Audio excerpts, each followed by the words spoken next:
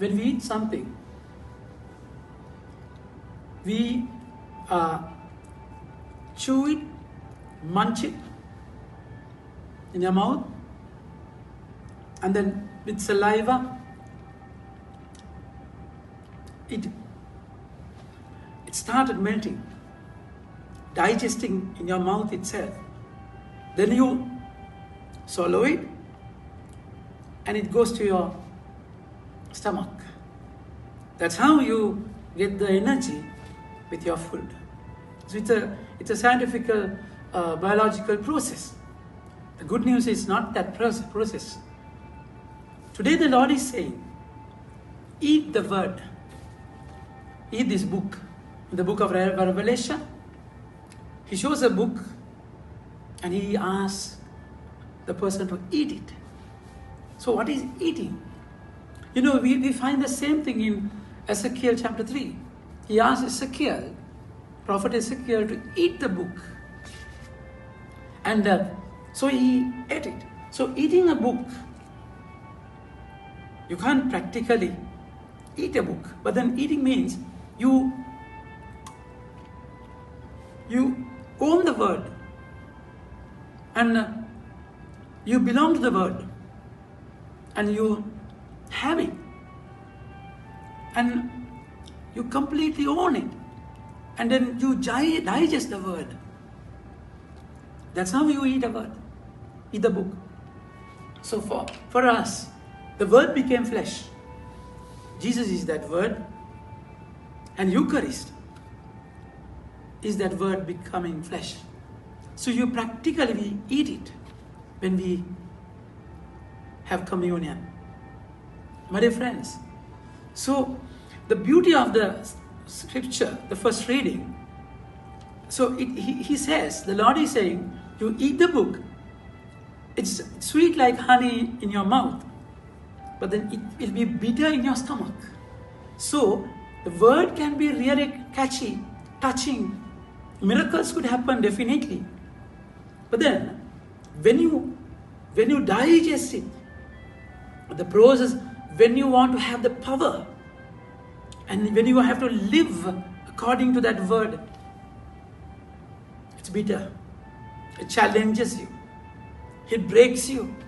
It gives you pain. Because in Hebrews chapter 4 verse 12 it is said, it's like a double-edged sword. It tests you. It's like fire. That's why the gospel Jesus was teaching in the temple. All the Pharisees and the Sadducees, high priests, they were plotting against him, not listening to the word. Because that word is bitter. That word, they don't like the word because it challenged them. It will break the unnecessary foundations. It will break you. It will burn you. Destroy your plans. So that's how when Angel Gabriel spoke to Mary, she was shocked, she was stunned, and she was scared because it's bitter in your stomach. It challenges you. It's like a sword that prunes you and also cut away the fruit, the branches that won't bear fruit. That's how the word it is. And that's where Jesus entered the temple today. And He purifies it. Then Jesus entered the temple area and began to drive out the merchants. And He said to them, God says in the scriptures, my house shall be a house of prayer, but you have turned it into a den of robbers.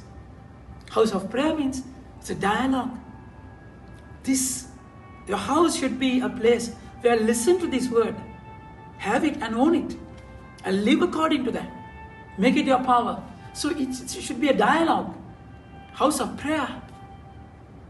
And you have turned into a den of robbers. So you don't listen to Him. So you have your own agendas.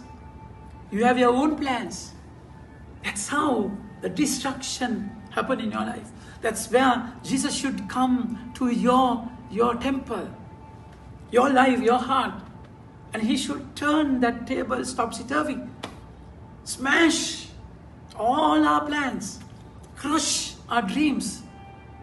and throw away our hopes sometimes, worldly, carnal hopes. He has to purify you, my friends. That's vow.